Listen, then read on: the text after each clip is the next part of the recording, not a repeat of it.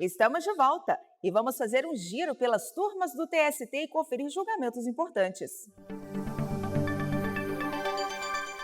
Eu começo com uma decisão da terceira turma. A Eurofarma Laboratórios vai ter de pagar R$ 1 milhão de indenização por dano moral coletivo. A ação civil pública envolve cerca de 1.500 propagandistas que eram submetidos à degustação de medicamentos. A ação civil pública foi ajuizada pelo Ministério Público do Trabalho a partir da denúncia de 3 propagandistas de Teresina, no Piauí. De acordo com o processo, eles ingeriam e avaliavam pelo menos 5 remédios em uma única reunião. O Tribunal Regional do Trabalho da 22ª Região, no Piauí, condenou a empresa ao pagamento de indenização no valor de R$ 300 mil.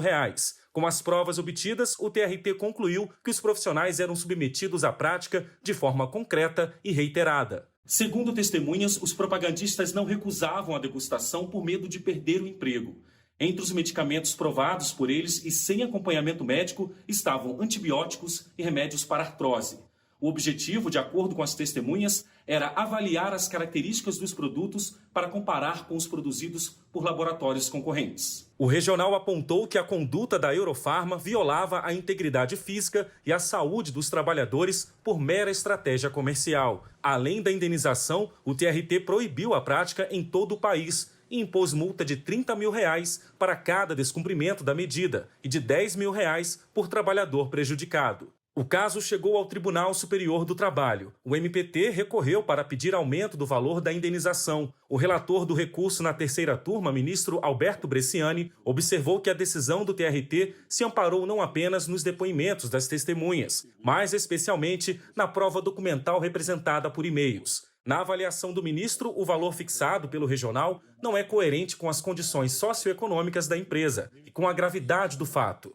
Considerando a situação decidida e definida pela Corte de Origem e o porte da empresa acionada, eu conheço do recurso de revista por violação do artigo 944 do Código Civil, reconhecendo também transcendência para ampliar o valor da condenação para R$ 1 milhão. Entre outros aspectos, o ministro relator ainda destacou o lucro de quase R$ 200 milhões obtido pela Eurofarma, segundo relatórios de administração de 2015. A decisão da turma que aumentou o valor da indenização para R$ 1 milhão foi unânime. O Partido Republicano Progressista teve afastada a responsabilidade pelo pagamento de verbas trabalhistas a um coordenador de campanha. A decisão é da quinta turma. A reclamação trabalhista ao coordenador de campanha contou que foi contratado por um candidato a deputado estadual do PRP em Águas Lindas de Goiás. No entanto, ele disse que não foi remunerado pelo serviço e pediu o pagamento das verbas ao partido político como responsável solidário. O juízo de primeiro grau negou o pedido citando o parágrafo 3º do artigo 29 da Lei das Eleições, que estabelece que para o partido ser responsável é necessária a decisão do Diretório Nacional. O Tribunal Regional do Trabalho da 18ª Região teve entendimento diferente e condenou o partido ao pagamento das verbas. O TRT observou que a exigência da manifestação do órgão nacional é requisito apenas para a prestação de contas à Justiça Eleitoral. O caso, então, chegou ao Tribunal Superior do Trabalho. O relator do recurso na quinta turma, ministro Breno Medeiros, votou pelo afastamento da responsabilidade do partido. O ministro explicou que o artigo 265 do Código Civil determina que a solidariedade parte da vontade das partes e que o artigo 17 da Lei das Eleições condiciona essa responsabilidade solidária à decisão do Diretório Nacional. Os demais ministros seguiram o relator e a turma restabeleceu a sentença. Eu encerro o giro de notícias com uma decisão da primeira turma.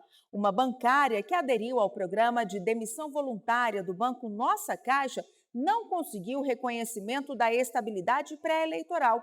Veja na reportagem. Na reclamação trabalhista, a bancária disse que foi dispensada em 30 de junho de 2010. Com a projeção do aviso prévio, o contrato de trabalho se estenderia até 30 de julho.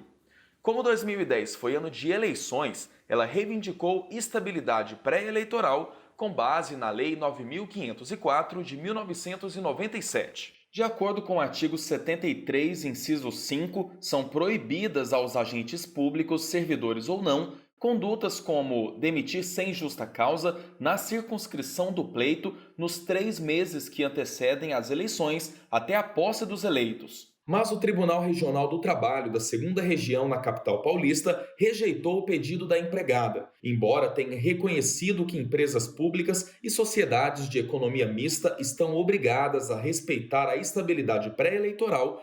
O regional pontuou que a comunicação de dispensa da bancária ocorreu mais de 3 meses antes das eleições. O TRT acrescentou ainda que a projeção do aviso prévio indenizado se limita a vantagens econômicas. A bancária apresentou recurso e o caso chegou ao Tribunal Superior do Trabalho. O relator na primeira turma, ministro Dezena da Silva, observou não haver indícios ou alegações de vícios de consentimento na adesão da profissional ao programa de demissão voluntária. O entendimento desta Corte, não se tratando de despedida arbitrária de empregado estável, mas de rescisão contratual voluntária, iniciativa própria da autora, em razão de adesão ao PDV, o entendimento da Corte é no sentido de que opera-se aí a renúncia expressa à eventual estabilidade provisória. Com a renúncia da estabilidade provisória configurada, o ministro Dezena da Silva entendeu que ficou afastada a aplicabilidade da Lei das Eleições ao caso. Por unanimidade, a primeira turma acompanhou o voto do relator. E não deixe de conferir esses e outros julgamentos no canal do TST no YouTube. As sessões são transmitidas ao vivo e depois ficam disponíveis no canal para você acompanhar quando quiser. Acesse youtube.com/TST.